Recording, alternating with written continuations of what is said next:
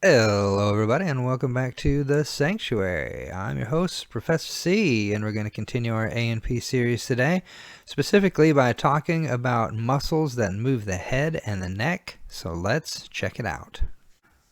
Well, yes please, right? It's almost a universal thing that humans shake their heads up and down to say yes.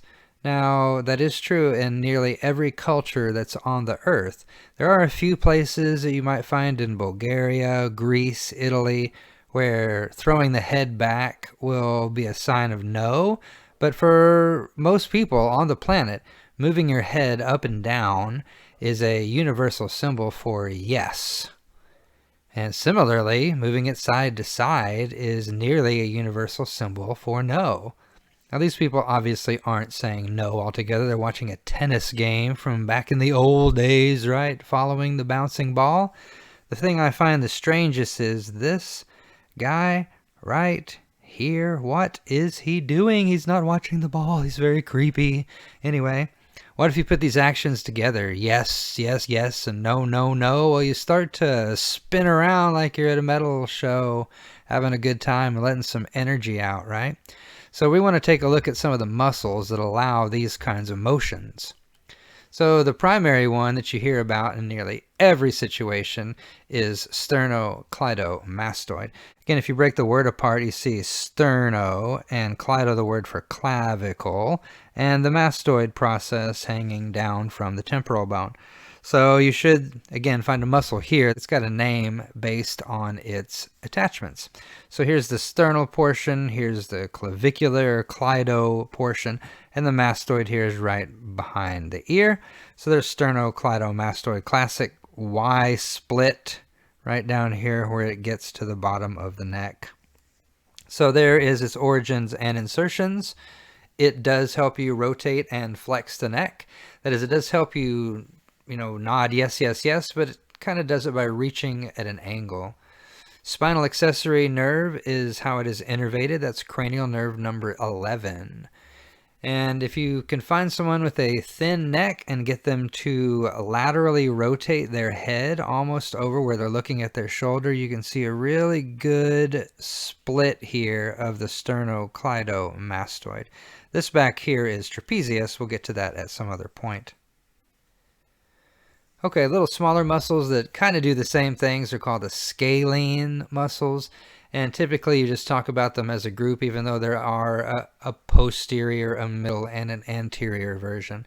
So in general, they're going to originate from the cervical vertebrae. They're going to insert on the first two ribs, and they're going to help you elevate the ribs. But more important for our talk here, they're going to help you bend your neck, as you can see in the picture here. All right, the next group we're going to talk about is called SEMISPINALIS, and there are three of these. One of these is pictured really well here, and the two are kind of cut off on the border, but we'll see them in just a minute. So SEMISPINALIS capitis, and you're going to see this theme repeated in some of these very long back muscles, even in the next talk. There are several versions of them, and if it attaches to the head in some way, like capit meaning head, then you're going to see the end capitis. So semispinalis capitis should have some sort of attachment to the head. So it originates in the vertebrae, and it heads up between those nuchal lines and the occipital bone, and it will help you extend and rotate the head and neck. Innervated by some other spinal nerves from the cervical plexus. All right, the other two semispinalis are semispinalis cervicis, a lot of S's there, and semispinalis thoracis. Semispinalis cervicis is called so because it attaches to the neck.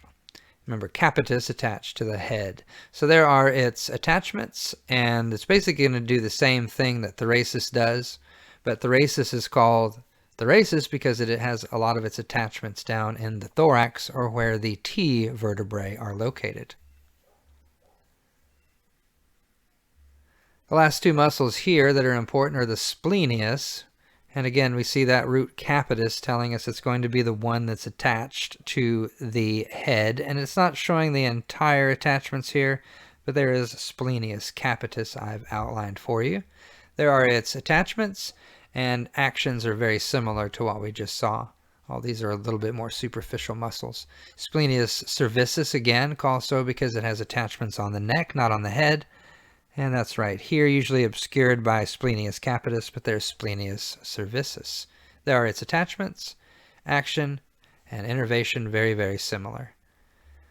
All right, hope you enjoyed that talk. Thanks for watching it to the end if you did. Go check out some other videos in this series if you want to learn more about A and P. See you for the next one. Bye-bye.